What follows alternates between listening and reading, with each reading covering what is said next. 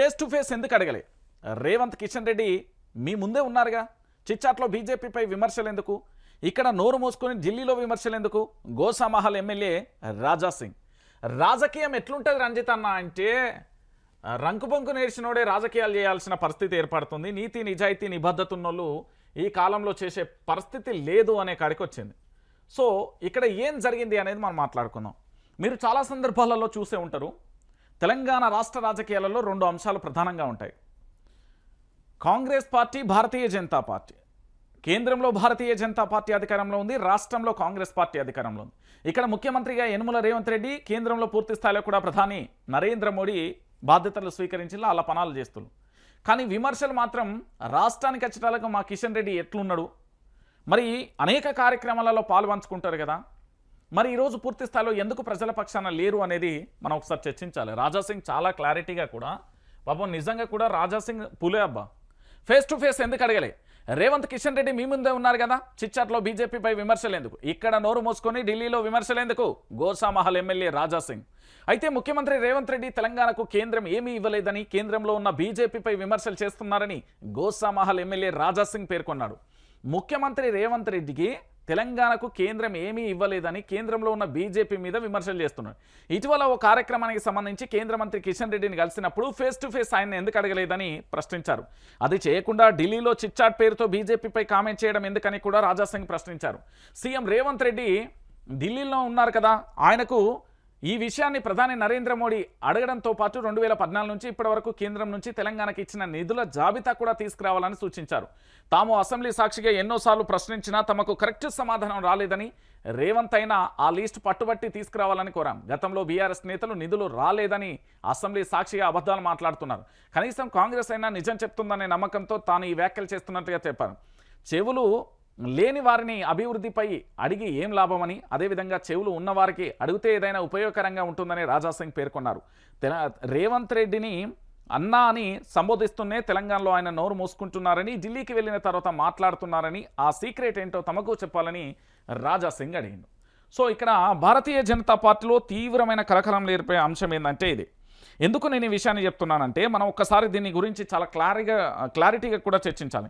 ఇప్పటి వరకు తెలంగాణ రాష్ట్ర రాజకీయాలలో మీ అందరికీ తెలిసిన విషయమే, భారతీయ జనతా పార్టీకి సంబంధించి పూర్తి స్థాయిలో ఏం జరుగుతుంది, భారతీయ జనతా పార్టీకి సంబంధించిన నేతలు పూర్తిగా కూడా కేంద్రం నుండి రాష్ట్రానికి ఎన్ని నిధులు వచ్చినాయో కిషన్ రెడ్డి చెప్పలే, బండి సంజయ్ చెప్పలే, భారతీయ జనతా పార్టీకి సంబంధించిన అసెంబ్లీ సభ్యులు చెప్పలే, భారతీయ జనతా పార్టీకి సంబంధించిన పార్లమెంట్ సభ్యులు చెప్పలే. పోనీ సాక్ష్యాలతోనే ఏమైనా శ్వేతపత్రం రిలీజ్ చేసిలా అంటే రిలీజ్ చేయని పరిస్థితి కనబడింది. మరి తెలంగాణకు సంబంధించిన రాష్ట్ర ముఖ్యమంత్రి యనుమల రేవంత్ రెడ్డి కామెంట్ చేస్తుండు భారతీయ జనతా పార్టీ మీద. దాంతోపాటు బీఆర్ఎస్ నేతలు అడుగుతున్నారు, తెలంగాణ గలం ధలం ఎక్కడా కూడా లేదు, బలం అనేది బీఆర్ఎస్ పార్టీకి సంబంధించిన వాదన వస్తుంది. కానీ ఇవన్నీ ఎక్కడా చర్చకు రాలేదు. ఇక్కడ మన అందరం కూడా ఒకసారి మనం లోతుగా కనుక ఇక్కడ చర్చిస్తే రెండు విషయాలు మీ అందరికీ కూడా అర్థం కావాలి. నేనేమంటున్నానంటే, తెలంగాణ గడ్డ మీద తెలంగాణ రాష్ట్ర ప్రయోజనాల కోసం కేంద్ర మంత్రిగా ఉన్న కిషన్ రెడ్డి పనిచేస్తుండా, తెలంగాణ ప్రజల అభివృద్ధి కోసం బండి సంజయ్ పనిచేస్తున్నాడా, లేకపోతే పూర్తి స్థాయిలో కూడా తెలంగాణను పూర్తి స్థాయిలో ముక్కలుగా చేయడానికి రేవంత్ సర్కార్ ఏమన్నా చేస్తుందా? ఈ అంశాలకు సంబంధించి మనం ప్రధానంగా కూడా చర్చించుకుందాం. ఎందుకు నేను ఈ విషయాన్ని చెప్తున్నానంటే, తెలంగాణ యావత్తు సమాజం కూడా మీరందరూ ఆలోచించండి. రాష్ట్రానికి సంబంధించి కేంద్రం మీద ఆరోపణలు చేస్తారు, కేంద్రం ఆరోపణలు రాష్ట్రం మీద జరుగుతాయి, కానీ వాస్తవాలు ప్రజల ముందు ఉంచడానికి మాత్రం ఎక్కడ ఎలాంటి సమాచారం కూడా దొరకదు. ఎందుకంటే ఈ రాష్ట్రానికి సంబంధించిన నిధులు ఎన్ని వచ్చినాయి, ఈ రాష్ట్రానికి సంబంధించి అభివృద్ధి విషయంలో ఏ పార్ట్ అయింది ఏంటి అనేది సమాధానం చెప్పరు. మళ్ళీ భారతీయ జనతా పార్టీకి సంబంధించి దాంతోపాటుగా ఇతరత్ర నేతలందరూ కూడా స్టేజ్ అయితే పూర్తి స్థాయిలో పంచుకొని ఎక్కడికక్కడ కూర్చున్న పరిస్థితి కనబడుతుంది. మరి ఇంత జరుగుతూ ఉంటే ఈరోజు తెలంగాణ రాష్ట్ర వ్యాప్తంగా పూర్తి స్థాయిలో కూడా మీరు నేతలు కలిసి ఒక రకమైన చర్చ పెట్టుకుంటారు, కానీ వాస్తవాలు తెలంగాణ ప్రాంత ప్రజలకు ఎందుకు చెప్పరు? భారతీయ జనతా పార్టీ తెలంగాణ రాష్ట్రానికి ఏం చేసింది గుండు సున్నా అని బీఆర్ఎస్ నేతలు ఆరోపించబట్టే. ఇక మరోవైపు కిషన్ రెడ్డిని ఫేస్ టు ఫేస్ కలిసినప్పుడేమో తెలంగాణ రాష్ట్రానికి సంబంధించి ప్రధాని నరేంద్ర మోడీ తెలియడు, లేకపోతే బీజేపీ ఒక్క రూపాయి తెలియదు, మనం మోంగనే దొంగలే కనిపిస్తాలు, మనం చెప్పులు కూడా ఎత్తుకపోయే పరిస్థితి ఉన్నదని ముఖ్యమంత్రి వ్యాఖ్యలు చేస్తాడు. మరి అలాంటప్పుడు పక్కనే ఉన్న ఆంధ్రప్రదేశ్కు సంబంధించి పూర్తి స్థాయిలో కూడా ఏంది వేల కోట్ల రూపాయలు ఇచ్చిలు, ఆ పక్కనే ఉన్న బీహార్కు సంబంధించి వేల కోట్లు ఇచ్చిలు. తెలంగాణ రాష్ట్రానికి సంబంధించి ఒక రూపాయి కూడా తీసుకురాకపోవడానికి సమర్థవంతమైన ముఖ్యమంత్రి లేడా, సమర్థవంతమైన ప్రభుత్వం లేదా? ఈ తెలంగాణ ప్రాంత ప్రజలకు ఉపయోగకర ఉపయోగపడే విధంగా ఎందుకు చేయట్లేదు అనేది వాదన. సో మొత్తానికి నేతలంతా ఒకటే దారి, వాళ్ళ రాజకీయం కోసం, వాళ్ళ పదవుల కోసం, వాళ్ళ పబ్బం కోసం తప్ప ఈ తెలంగాణ అభివృద్ధి విషయంలో ఎక్కడ కూడా వాళ్ళకి ఆలోచన లేదండి.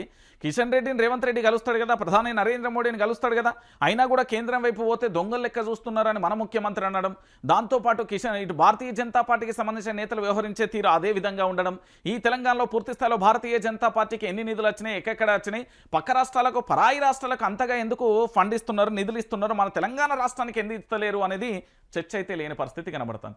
ఇంతకంటే బాధాకరమైన విషయం, ఇంతకంటే సంకోచకరం, ఇంతకంటే అవమానకరమైన ఘటన ఇంకొకటి ఉండబోదేమో అనిపిస్తున్న పరిస్థితి కనబడుతుంది. సో పూర్తి స్థాయిలో కూడా జరుగుతున్న విషయానికి సంబంధించి చూసాం.